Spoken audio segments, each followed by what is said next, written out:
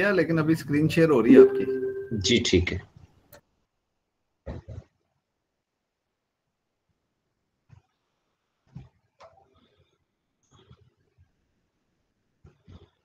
جی file شو ہو رہی ہے؟ جی سر جی ہو گئی ہے. جی ٹھیک ہے.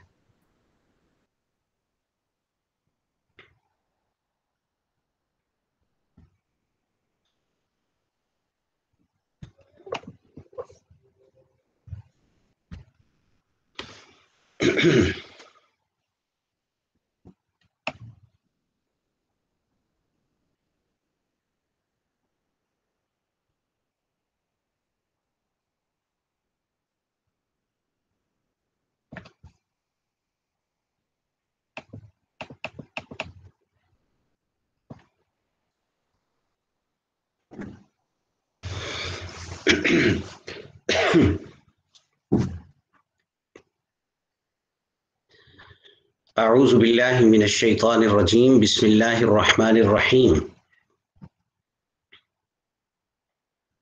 سورۃ البقرہ آیات 60 سے لے کر 64 تک. وَإِذِ اسْتَسْقَىٰ مُوسَىٰ لِقَوْمِهِ فَقُلْنَا اضْرِب بِّعَصَاكَ الْحَجَرَ فَانْفَجَرَتْ مِنْهُ 12 عَيْنًا. صدق اللہ العظیم. الگ الگ الفاظ کا ترجمہ. وا اور اس جب، استسقا پانی مانگا. استسقا یہ سقا سے نکلا ہے. سقا یسقی کا مطلب ہوتا ہے پانی پلانا، اس لیے پلانے والے کو کہا جاتا ہے ساقی. اور استسقا یہ باب استفعال میں لے کے گئے جس کا مطلب پانی طلب کرنا، پانی مانگنا. وَإِذِ اسْتَسْقَىٰ اور جب پانی مانگا موسیٰ علیہ السلام نے لِقَوْمِهِ اپنی قوم کے لیے، لیے قوم ہی اس کی یعنی اپنی قوم کے لیے. تو قلنا ہم نے کہا، قل کہا، نا ہم نے. اضرب ضرب سے امر کا لفظ ہے یہ، جس کا مطلب ہوتا ہے مارنا. اضرب مارو، بعصاک بی ساتھ، عصا لاٹھی. عصا لاٹھی کو کہا جاتا ہے. اردو میں بھی عصا کا لفظ استعمال ہوتا ہے. اور کا تو، تیرا، تیری، تجھے یعنی اپنی. بعصا کا اپنی لاٹھی کے ساتھ مارو یا اپنی لاٹھی کو مارو. الحجر، حجر پتھر کو کہتے ہیں، تو اپنی لاٹھی کے ساتھ مارو الحجر پتھر کو. فانفجرت، انفجر انفجار سے نکلا ہے. فجر اس کا مادہ ہے. فجر کا مطلب ہوتا ہے جب صبح صادق نمودار ہوتی ہے تو فجر طلوع ہو جاتی ہے، آسمان کے افق پر روشنی پھوٹتی ہے. تو اس کے مادہ میں پھوٹنا، شق ہونا، کھل جانا، واضح ہو جانا، اس کے معنی میں یہ معنی پائے جاتے ہیں. فانفجرت تو پھوٹ پڑے، پس انفجرت پھوٹ پڑے. یہ جو آخر میں تا ہے جس کے اوپر جزم ہے، یہ مؤنث کی علامت ہے. اس علامت کا ترجمہ کرنے کے لیے الگ سے کوئی لفظ لانا ضروری نہیں ہے. یہ انفجرہ کے لفظ کو مؤنث بنانے کے لیے لائی گئی ہے. اور اس کا فاعل چونکہ بعد میں آ رہا ہے عین چشمے، اور چشمہ عربی زبان میں مؤنث استعمال ہوتا ہے، اس وجہ سے انفجر جو فعل ہے اس کا ورب وہ بھی مؤنث لے کے آئے۔ انفجرت پھوٹ پڑے، منہ اس سے، یعنی پتھر سے، من سے، ہو اس، ہو ضمیر لوٹ رہی ہے حجر کی طرف، اس پتھر سے پھوٹ پڑے، اثنتا عشرتا 12، عینن چشمے۔ اثنتا عشرتا 12 کو کہا جاتا ہے گنتی میں، اثنتا اصل میں 2 کو کہتے ہیں اور عشرہ 10 کو کہتے ہیں، تو 2 اور 10 12 ہوتے ہیں۔ اثنتا عشرتا 12 عینن چشمے، قد یقیناً تحقیق، یہ کسی بات میں تاکید اور پختگی کو ظاہر کرنے کے لیے بولا جاتا ہے۔ قد یقیناً، علم جان لیا، علم علم سے فعل ہے، جان لیا، کل ہر، اناس یہ لفظ کے حساب سے تو ایک لفظ ہے لیکن معنوں میں جمع کے معنی پائے جاتے ہیں، اور اس سے مراد ہے جماعت، گروہ، قبیلہ۔ کل اناس، ہر جماعت نے، بعض دفعہ اس کا ترجمہ شخص بھی کر لیتے ہیں، کل اناس ہر قبیلہ نے، ہر جماعت نے، مشربہم، مشرب پانی پینے کے گھاٹ کو کہتے ہیں، یہ ظرف کا لفظ ہے، شرب یشرب سے، شرب یشرب کا لفظی مطلب عربی زبان میں ہوتا ہے پینا، اور مشرب پانی پینے کی جگہ۔ اردو میں بھی یہ لفظ بولا جاتا ہے مشرب، لیکن عام طور پر جو سلوک و تصوف کی اصطلاح میں مشرب کا لفظ اس موقع پر بولا جاتا ہے کہ کس مشرب سے آپ کا تعلق ہے، یعنی کون سے طریقہ سلوک سے آپ وابستہ ہیں۔ مشربہم، اپنے پانی پینے کی جگہ، اپنے پانی پینے کے گھاٹ کو۔ کلو، تم کھاؤ، کلو کل سے جمع کا لفظ ہے اور کل اکل سے نکلا ہے، اس کے اصل حروف ہیں اکلا، الف کے ساتھ۔ اکلا کا مطلب ہوتا ہے کھانا، کلو تم کھاؤ، وشربو اور تم پیو، واو اور اشربو بھی امر کا لفظ ہے، کلو کے آخر میں جو واو ہے وہ بھی ضمیر ہے جمع مخاطب کی، اور اشربو کے آخر میں جو واو ہے وہ بھی ضمیر ہے جمع مخاطب کی۔ تم کھاؤ اور تم پیو، من رزق اللہ، اللہ کے رزق سے یا میں سے، ولا تعثوا، عثا سے نکلا ہے عین ثا، عثا، عثوا، اس کا لفظی مطلب ہوتا ہے کہ فساد کے ساتھ پھرنا، تکلیف کے ساتھ کسی جگہ سے گزرنا، ایسا پھرنا اور ایسا گزرنا جس سے دوسرے کو تکلیف پہنچے، فساد کرتے ہوئے وہاں سے گزرنا۔ وَلَا تَعْثَوْا، یہ نہیں کا لفظ ہے، اور تم مت پھرو، فی الارض، زمین میں، مفسدین، فساد مچاتے ہوئے۔ مفسد فساد کرنے والے کو کہتے ہیں، اور آخر میں یا نون جمع کے لیے ہے، اور یہ حالت کو بیان کر رہا ہے۔ تعثوا جو فعل اور ورب ہے اس میں جو ضمیر ہے تم، اس کی حالت کو بیان کر رہا ہے کہ تم مت پھرو زمین میں اس حالت میں کہ تم فساد مچا رہے ہو، تو زمین میں فساد مچاتے ہوئے مت پھرو۔ ہوا، اور اس، جب، قل تم نے کہا، قل تم، قل کہا، تم نے، تم ضمیر ہے مخاطب کی، اور جب تم نے کہا یا موسیٰ، اے موسیٰ، لن ہرگز نہیں، یہ نفی کے لیے آتا ہے اور تاکید کے معنی بھی پیدا کرتا ہے نفی میں، اور فعل کو مستقبل کے معنوں میں لے جاتا ہے۔ لن ہرگز نہیں، نصبرا ہم صبر کریں گے، نصبرا میں جو نون ہے شروع میں، یہ جمع متکلم کی ضمیر اور مضارع کی علامت ہے۔ نصبرا ہم صبر کریں گے، اس کو ضمیر کہنا یہ سمجھانے کے لیے ہے۔ بعض نحوی حضرات اور گرامر کے جو ماہرین ہیں وہ اس کو صرف مضارع کی علامت قرار دیتے ہیں۔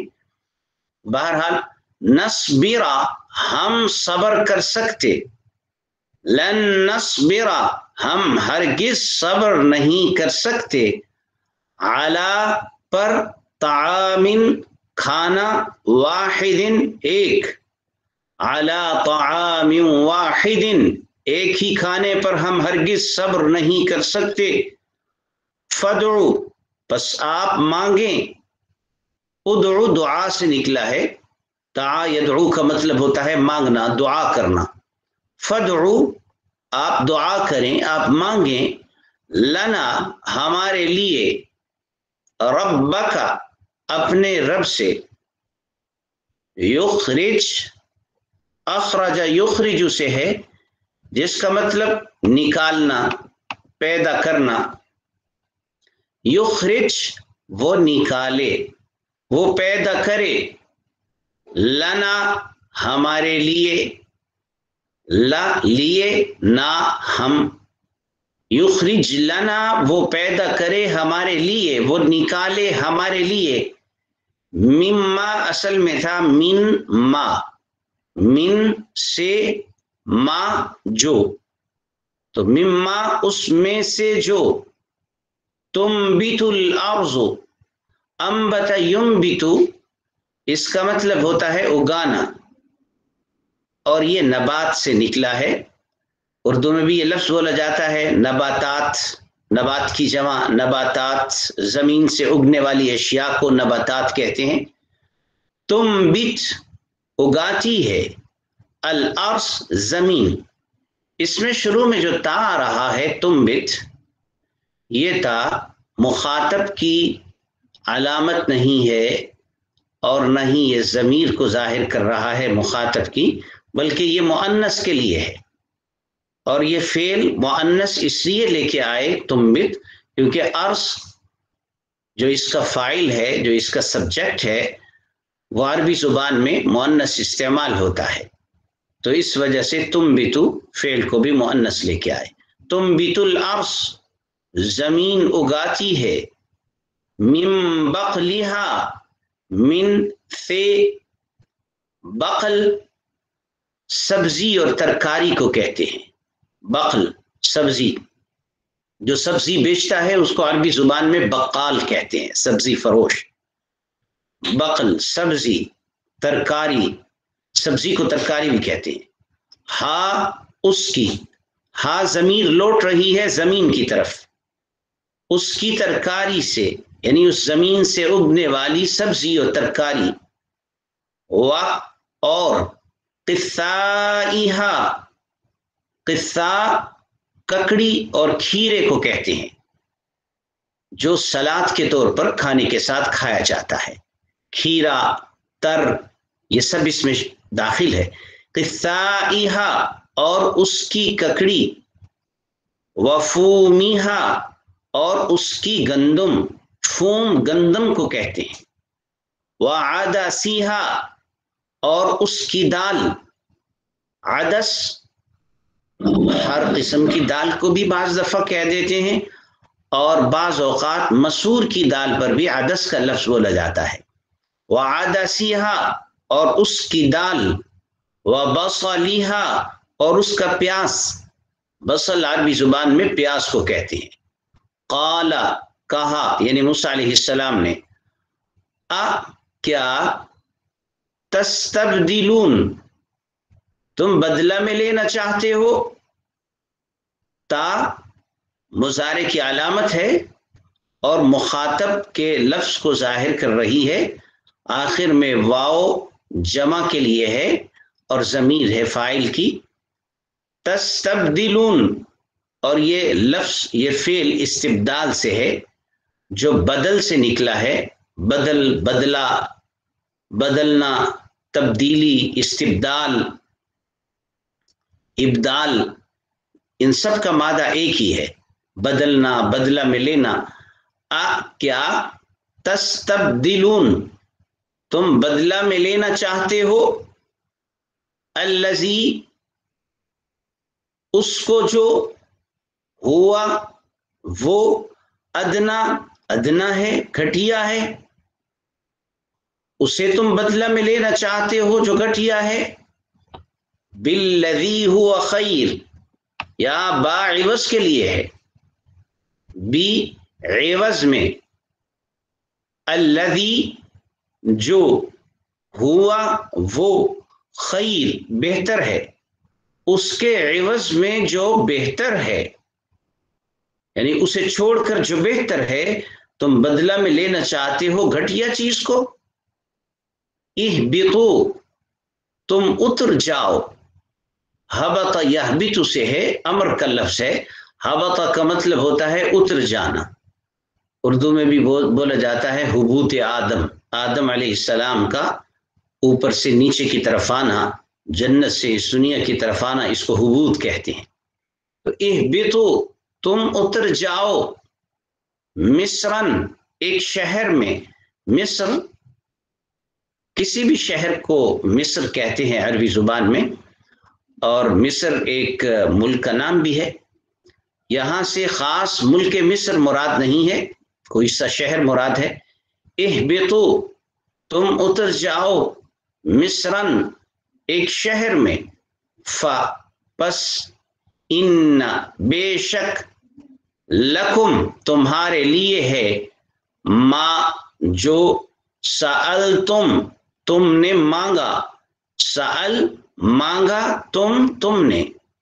اور ضربت، یہ ضرب سے فعل مجہول ہے، اس کا لفظی ترجمہ ہوگا مار دی گئی، اور اس کا بامحاورہ ترجمہ ہے مسلط کر دی گئی.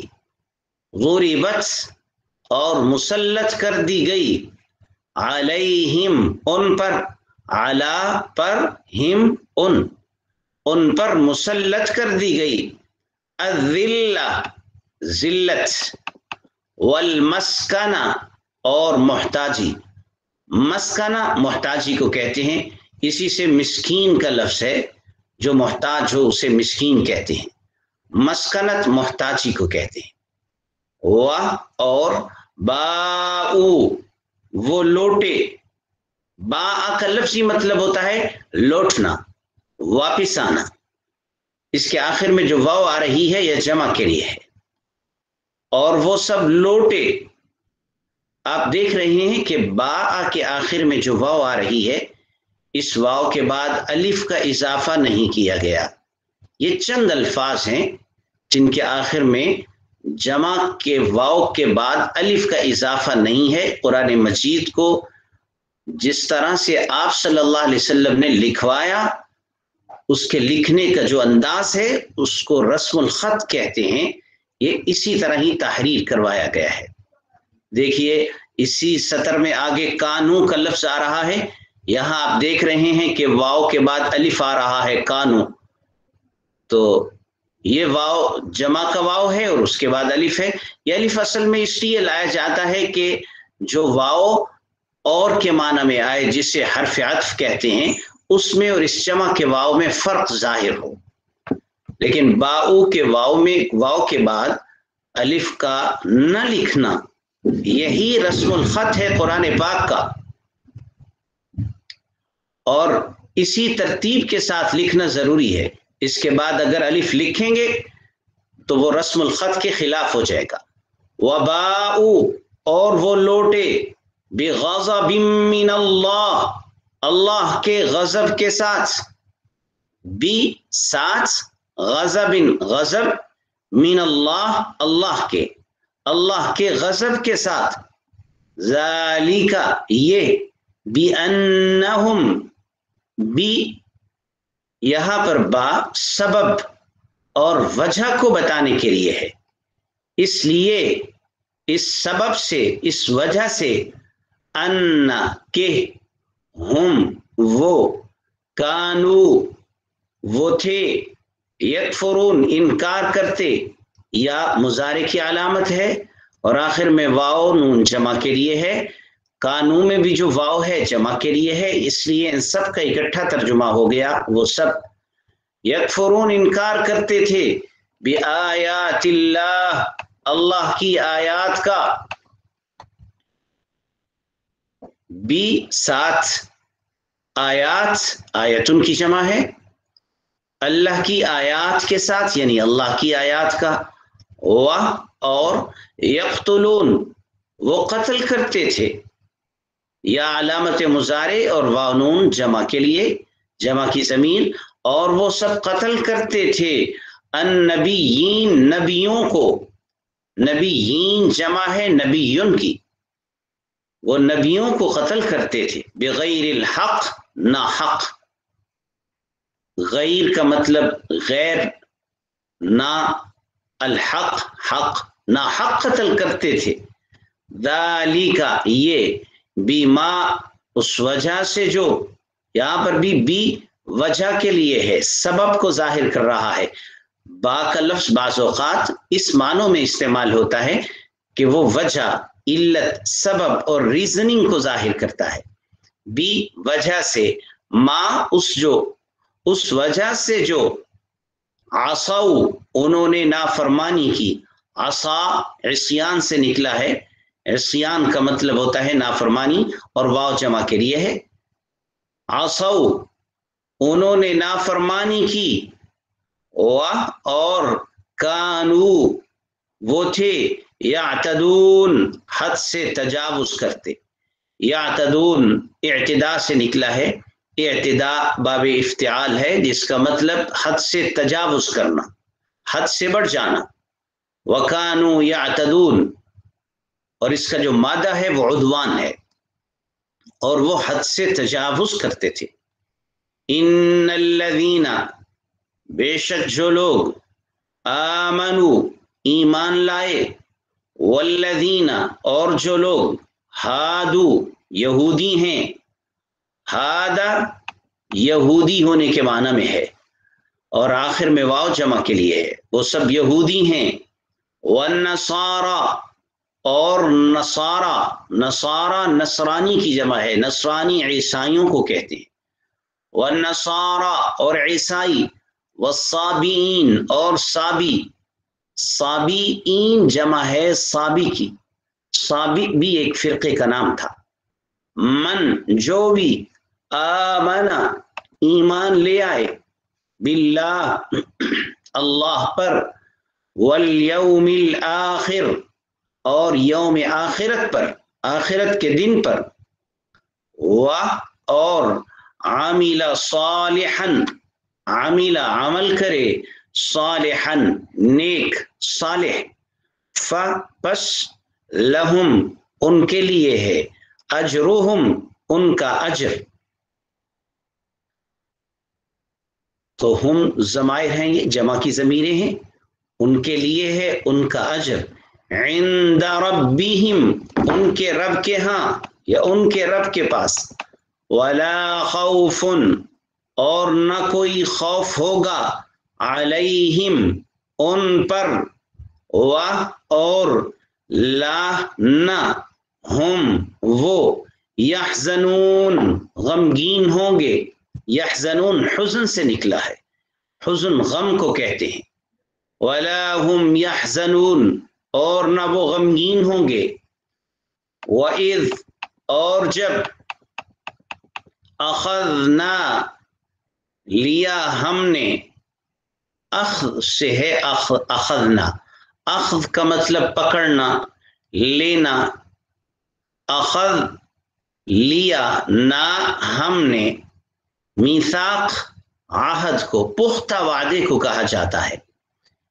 اردو میں بھی یہ لفظ بولا جاتا ہے میثاق مدینہ، میثاق عہد، کم تم سے، اور رفعنا، رفع کا مطلب ہوتا ہے بلند کرنا، اٹھانا، اردو میں بھی یہ لفظ بولا جاتا ہے رفعت، بعض لوگ نام رکھتے ہیں بچیوں کے رفعت، رفعنا ہم نے اٹھایا، بلند کیا، اٹھا کھڑا کیا، نہ ہم نے، فوقکم، فوق اوپر، اوپر کی سائڈ کو فوق کہتے ہیں اور نیچے کو تحت کہتے ہیں، فوقکم تمہارے اوپر، الطور پہاڑ کا نام ہے طور، تمہارے اوپر طور کو، خذو تم تھام لو، یہ خذ سے جمع کا لفظ ہے امر کا، خذ ایک کے لیے اور خذو جمع کے لیے،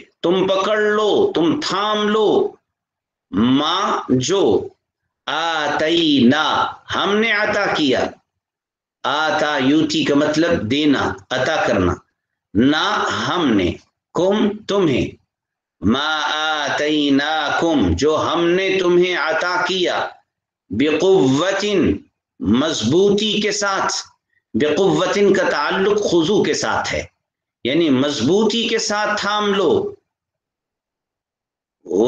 اور اذکرو تم یاد رکھو، اذکرو ذکر سے ہے، ذکر کا مطلب ہے یاد رکھنا، اور تم یاد رکھو ما جو کچھ فی ہی اس میں ہے، فی میں ہی اس جو کچھ اس میں ہے، لعلکم تاکہ تم، تتقون تم متقی بن جاؤ، تم پرہیزگار بن جاؤ، تم تقوی حاصل کرو، تا مضارع کی ضمیر ہے، مضارع کی علامت ہے، آخر میں واو ضمیر ہے، جمع کے لیے ہے اور تقوی سے نکلا ہے یہ، تتقون تم تقوی حاصل کرو، ثم پھر، تولیتم تم پھر گئے، تولا باب تفاعل ہے، اس کا مطلب ہوتا ہے منہ پھیر لینا، برگشتہ ہو جانا، واپس پلٹ جانا، تولی پھر گئے، تم من بعد ذلک اس کے بعد، فلولا پس، لو اگر، لو حرف شرط ہے، لو اگر، لا نہ ہوتا، لا نفی کے لیے ہے، بس اگر نہ ہوتا، فضل اللہ اللہ کا فضل، علیکم تم پر، ورحمتہ اور اس کی رحمت، لا یقیناً یہاں لام تاکید کے لیے ہے، فعل پر اکثر لام تاکید کے لیے آ جایا کرتا ہے، لا یقیناً، کنتم تم ہو جاتے، کنتم کانا سے ہے، کانا ہوا تھا ہونے کے معنوں میں یا تھا کے تھے کے معنوں میں آتا ہے، یہاں پر ہو جانے کے معنوں میں، کن ہو جاتے تم من الخاسرین نقصان اٹھانے والوں میں سے، آخر میں یا نون جمع کے لیے ہے۔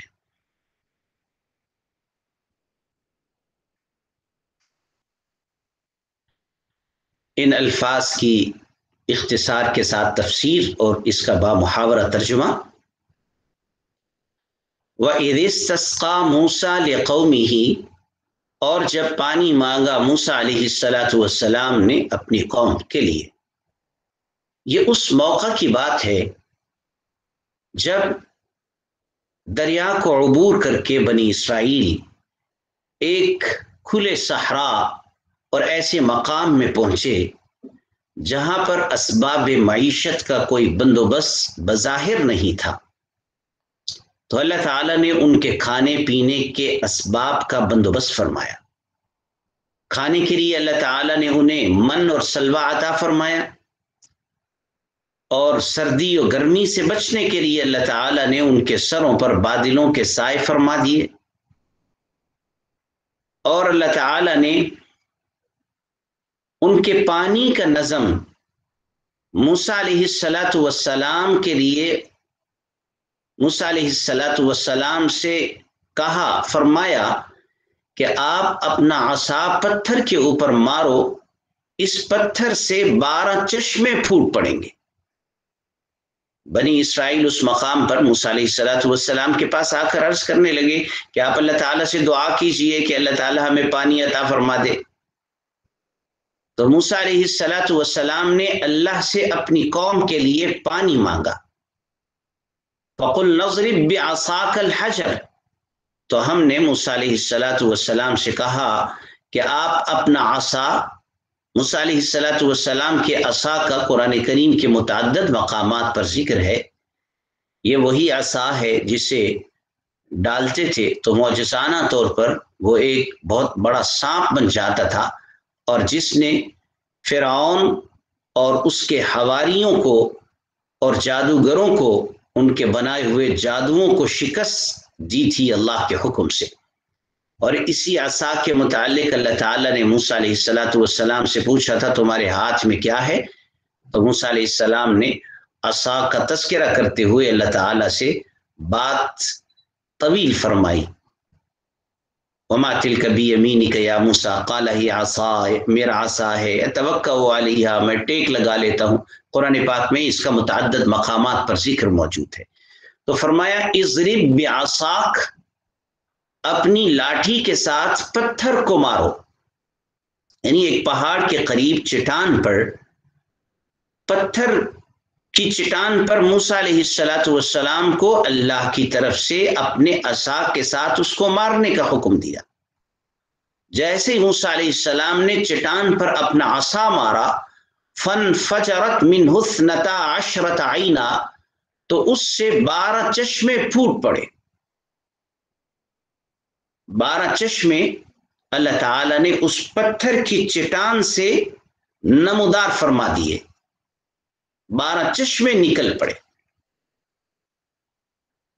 कुरान करीम की आयत मुबारका से यह बात वाज़ेह है कि वहां पर कोई पानी का पहले से ज़ख़ीरा मौजूद नहीं था कि मूसा अलैहिस्सलाम ने असा के ज़रिए से ऊपर की मट्टी को झाड़ा हो पत्थरों से, तो नीचे से पानी के पहले से बने हुए चश्मे नमूदार हो जाएं। बल्कि ये भी मौजज़ा था हज़रत मूसा अलैहिस्सलाम का, जैसे अल्लाह ताला अपने बाकी अंबिया को भी मौजज़ात अता फरमाते हैं। इसी तरह कौम बनी इसराइल के लिए पानी के बंदोबस्त के हवाले से अल्लाह ताला ने मूसा अलैहिस्सलाम को अपना असा पत्थर पर मारने का हुक्म दिया, और मौजज़ाना तौर पर इस असा के मारने से 12 चश्मे जारी फरमा दिए। फनफजरत मिन्हु इस्नता अशरत आइना, तो उससे 12 चश्मे फूट पड़े। बाज़ हज़रात इसकी तफसीर में इस किस्म के अक़वाल भी जिक्र करते हैं कि वहाँ चश्मे थे पहले से, और मूसा अलैहिस्सलाम ने अपने असा के साथ उन चश्मों की सफाई की और पानी नमूदार हुआ। लेकिन ये कुरान मजीद की के जो अल्फाज और जुमले हैं, इस किस्म की तफसीर उसकी तायीद नहीं करती है। वहाँ कोई चश्मा नहीं था। अगर वहाँ चश्मे होते तो इसमें मूसा अलैहिस्सलाम के मौजज़े का इजहार नहीं है। ये तो कोई भी आदमी उन चश्मों को साफ करके पानी वहाँ से निकालने का बंदोबस्त कर सकता है। कुरान के अल्फाज बताते हैं कि वहाँ से चश्मे फूटे। क़द अलिम कुल्लु उनासिम मशरबहुम, यकीनन हर कबीले और हर जमात ने अपने पानी पीने की जगह को जान लिया, मालूम कर लिया। बनी इसराइल में 12 खानदान थे। हजरत याकूब अलैहिस्सलाम के 12 बेटे थे। उन 12 बेटों से आगे 12 खानदान आबाद हुए। तो इनके लिए अल्लाह ताला ने 12 चश्मों का बंदोबस्त फरमाया, ताकि हर खानदान का अलग चश्मा हो और पानी के हवाले से उनके दरमियान कोई निज़ा न खड़ा हो, क्योंकि चश्मों के ऊपर पहले ज़मानों में बड़ी लड़ाइयाँ भी हुआ करती थी। क़द अलिम कुल्लु उनासिम मशरबहुम, यकीनन हर कबीले और जमात ने अपने पानी पीने की जगह को मालूम कर लिया। कुलू वशरबू, अल्लाह की तरफ से यह हुक्म मिला तुम खाओ और पियो। मन और सलवा अता किया है, इसे खाओ। پانی کا بندوبست کیا ہے، اسے پیو، من رزق اللہ، یہ اللہ کا رزق ہے تمہارے لیے، اللہ کے رزق میں سے کھاؤ پیو، ولا تعثوا فی الارض مفسدین، اور زمین میں فساد مچاتے ہوئے مت پھرو۔ یہ اللہ تعالیٰ کے احکام کے تقاضے ہیں کہ جب کھاتے اللہ کا رزق ہیں تو پھر فرما برداری بھی اسی کی کرنی چاہیے۔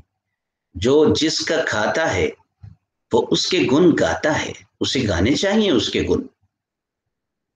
سارے کے سارے انسان اللہ کا رزق کھاتے ہیں تو اللہ کے ہی فرما برداری اور احکام کی تابع داری میں زندگی بسر کرنی چاہیے، زمین میں فساد نہیں مچانا چاہیے۔ اور اللہ کی فرما برداری کس طرح سے ہو سکتی ہے کہ اللہ نے جو احکام دیے ہیں ان کو اپنی عملی زندگی میں نافذ کیا جائے، انفرادی زندگی میں بھی، اجتماعی زندگی میں بھی۔ دوسرا اس آیت مبارکہ سے یہ بھی معلوم ہوا وَلَا تَعْثَوْا فِي الْأَرْضِ مُفْسِدِينَ، فساد یا دہشت گردی حقیقت میں یہ ہے کہ انسان اللہ تعالیٰ کے احکام سے روگردانی اختیار کرے، اسے قرآن کی زبان میں فساد کہا گیا ہے۔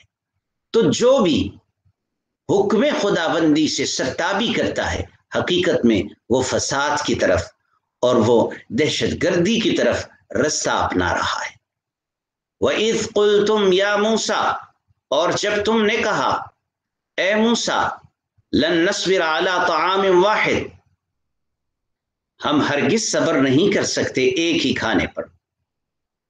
یہ اس موقع کی بات ہے کہ جب اللہ تعالیٰ نے بنی اسرائیل کو اس میدان میں من اور سلوہ کی صورت میں کھانے کے لیے رزق عطا فرمایا تو ان کی طبیعتیں من اور سلوہ جیسی یکساں غذا اور خوراک کھاتے ہوئے طبیعتوں میں اکتاہٹ پیدا ہو گئی، اور یہ موسیٰ علیہ السلام سے مطالبہ کرنے لگے کہ ہماری خوراک اور ہماری غذا تبدیل ہونی چاہیے، ایک ہی قسم کا کھانا شب و روز کھاتے ہوئے طبیعتوں میں اب وہ رغبت نہیں ہے اسی کھانے کو کھانے کی طرف۔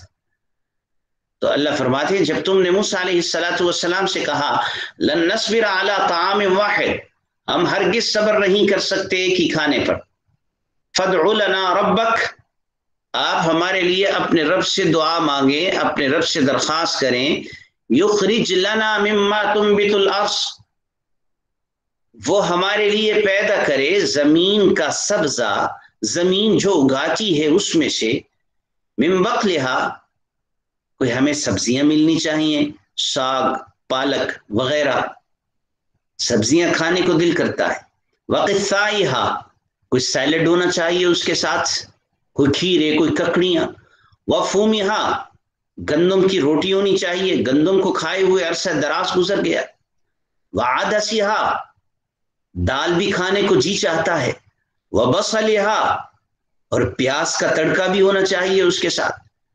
تو یہ متعدد مطالبے ان کی جانب سے موسیٰ علیہ السلام کے سامنے پیش کیے گئے کہ اللہ تعالیٰ سے آپ دعا کیجئے ہمیں یہ اشیاء فراہم اور مہیا کی جائیں۔ قال، موسیٰ علیہ السلام نے فرمایا اتستبدلون الذی هو ادنی بالذی هو خیر، اللہ سے موسیٰ علیہ السلام نے اللہ کے سامنے عرض کی، اللہ کی طرف سے حکم ملا اور اللہ کی طرف سے موسیٰ علیہ السلام اب انہیں نصیحت فرما رہے ہیں، اتستبدلون الذی هو ادنی بالذی هو خیر، کہ جو بہترین چیز ہے اسے چھوڑ کر تم ادنا اور گھٹیا چیز کو بدلہ میں لینا چاہتے ہو،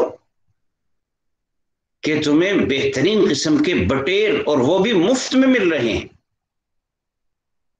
اور سلوہ تمہیں مل رہا ہے، من مل رہا ہے، تمہاری غذائی ضروریات کو اللہ تعالیٰ پورا فرما رہے ہیں، میٹھا بھی تمہیں کھانے میں دیا جا رہا ہے اور اسی طرح سلوہ بھی تمہیں مل رہا ہے، نمکین بھی تمہیں دیا جا رہا ہے، تو جو بہترین غذا اور خوراک ہے اس کو چھوڑ کر تم ادنا، اس کی نسبت جو گھٹیا ہے، کوئی سبزی ہے، کوئی ترکاری ہے، کوئی ساگ پالک ہے، کوئی اسی طرح دال وغیرہ ہے اور پیاز ہے، گندم ہے، اس کی طرف جانا چاہتے ہو۔ ایک سوالیہ انداز میں انہیں سمجھانے کے لیے یہ بات فرمائی. لیکن بہرحال ان کا یہ مطالبہ تھا، مطالبہ پورا ہو سکتا ہے، لیکن انہیں یہ کہا گیا اہبطوا مصرا، نزدیک کوئی ایک شہر تھا، انہیں کہا گیا اس شہر میں چلے جاؤ، وہاں جا کے تمہیں محنت کرنا ہوگی، زمین کاش کرنا پڑے گی، وہاں پر سبزیاں وغیرہ اناج غلہ اگانا پڑے گا، یہ ساری محنت تمہیں کرنا ہوگی. فَإِنَّ لَكُمْ مَا سَأَلْتُمْ،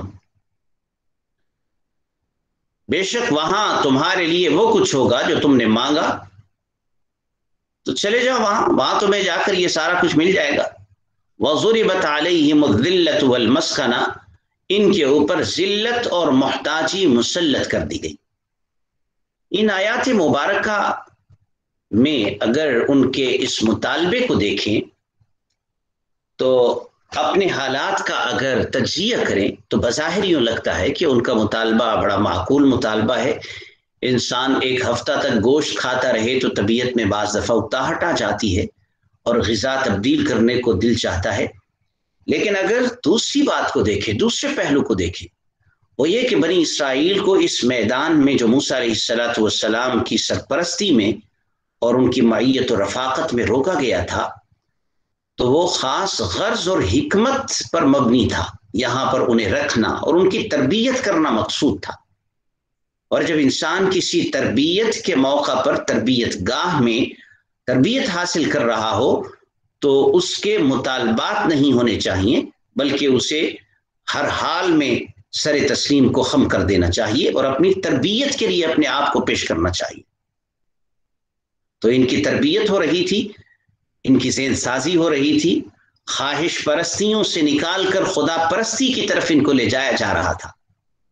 بنی اسرائیل جو فرعونیوں کے ماتحت عرصہ دراز رہے تھے، تو فرعون اور فرعونیوں کی ماتحتی میں ان کی طبیعتیں، ان کے مزاج اور ان کی سرشت میں تبدیلی آ چکی تھی. چنانچہ راہ خدا میں مشقتیں برداشت کرنا، صعوبتیں جھیلنا، اللہ کے لیے جہاد کرنا، خدا کے دین کو لے کر دوسروں تک پہنچانا اور اس کی فکر کرنا، یہ ان باتوں سے عاری ہو چکے تھے.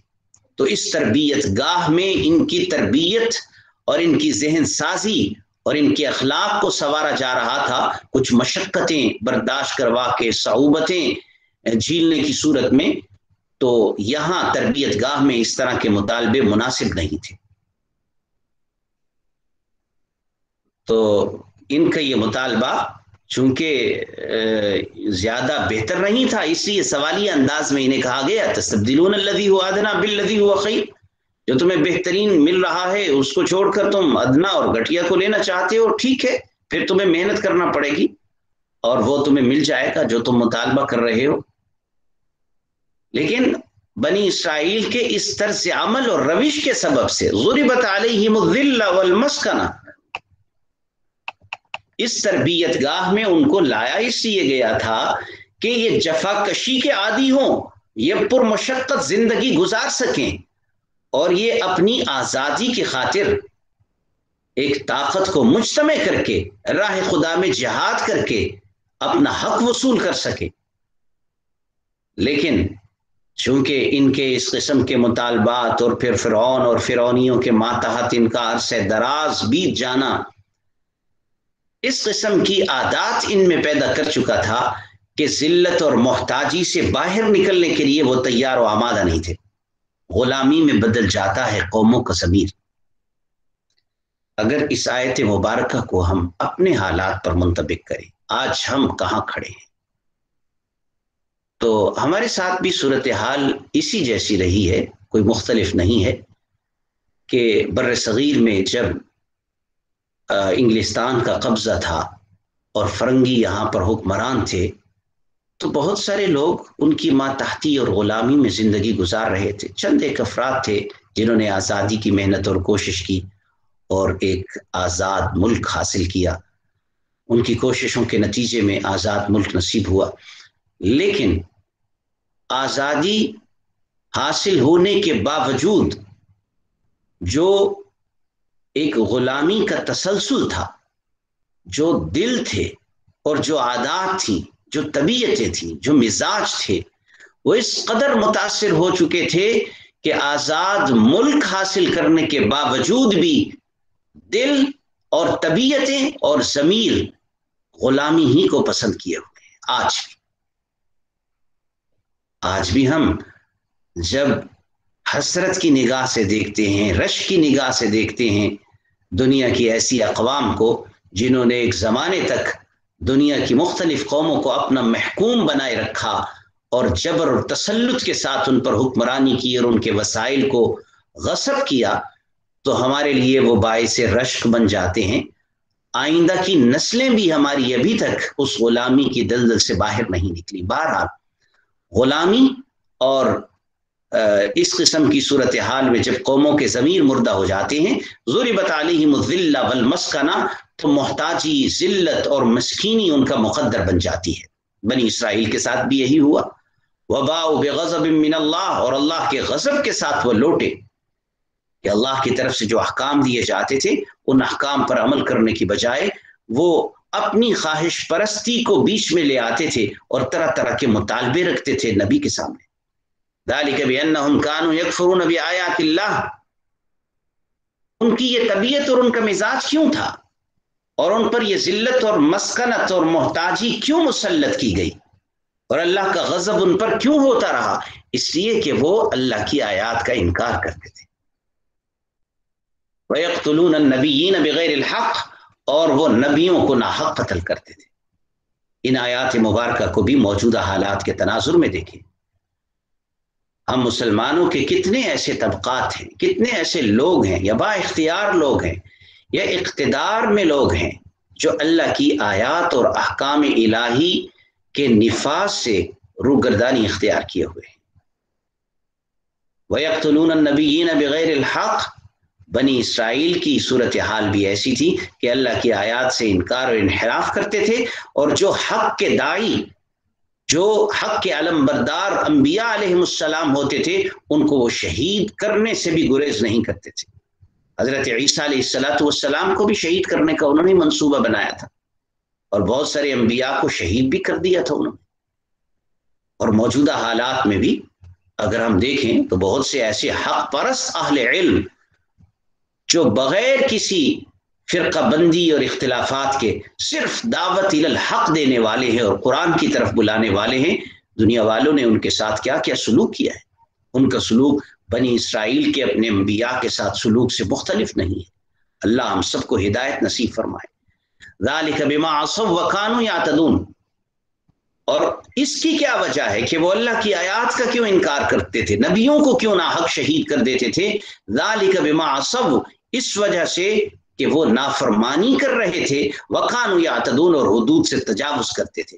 یعنی اللہ کی نافرمانی اور حدود سے تجاوز یہ ایک ایسا جرم تھا جس نے ان کو اللہ کی آیات کے انکار اور نبیوں کو شہید کرنے کے منصوبہ بندی کی طرف اکسایا، جس کے نتیجے میں ان پر ذلت اور رسوائی مسلط کی گئی۔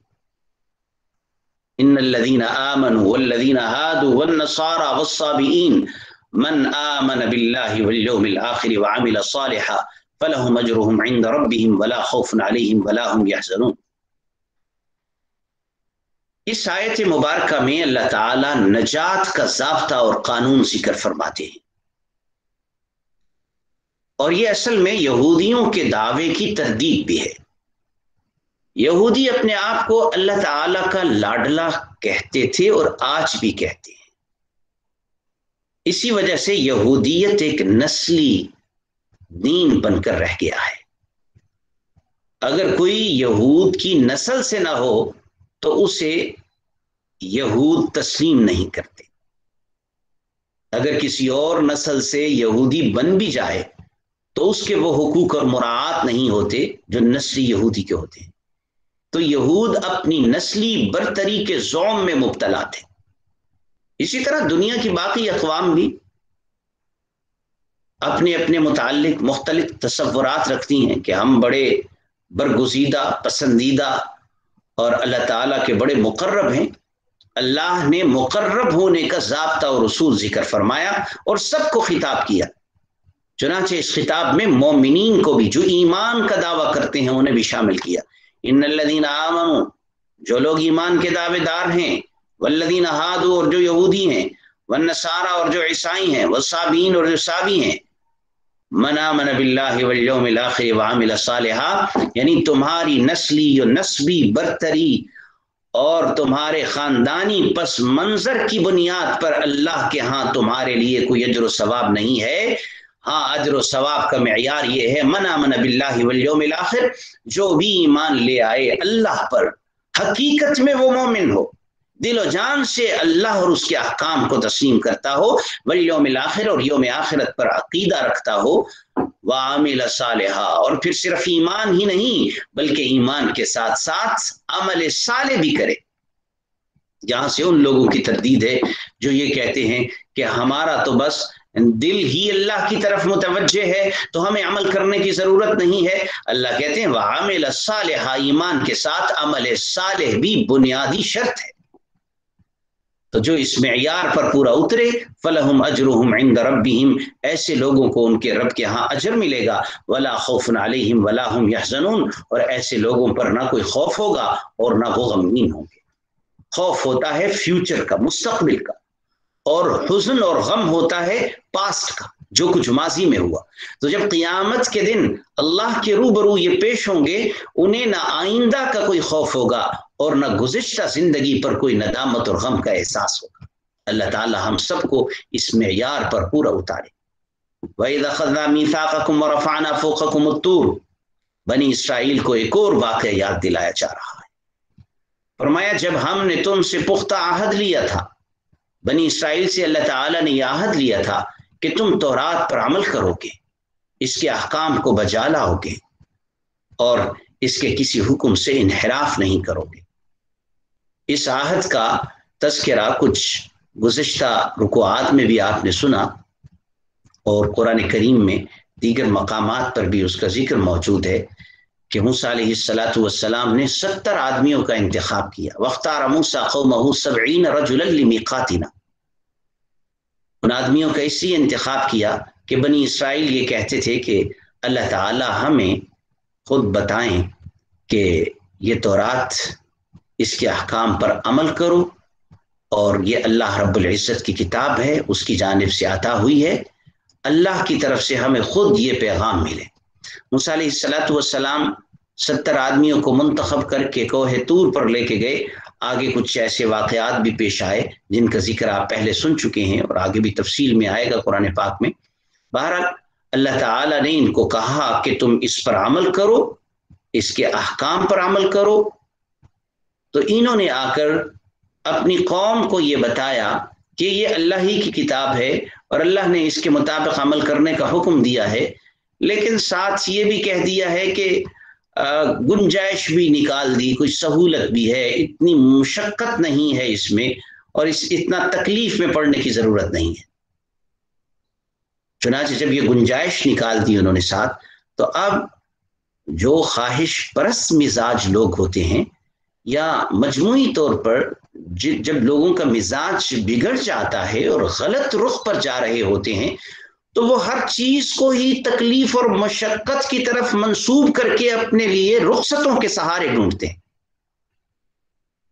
آج بھی اگر دیکھیں تو مجموعی طور پر اکثریت کچھ ایسے ہی لوگوں کی ہے جو ذرا ذرا سی بات پر اہل دین کو یوں ہی کہیں گے آج دین میں اتنی مشقت نہیں ہے، کوئی ایسی تکلیف کی بات نہیں ہے، آسان ہے بڑا دین، آپ اپنی طرف سے کچھ مشکلات خام خواہ مسلط کرتے رہتے ہیں۔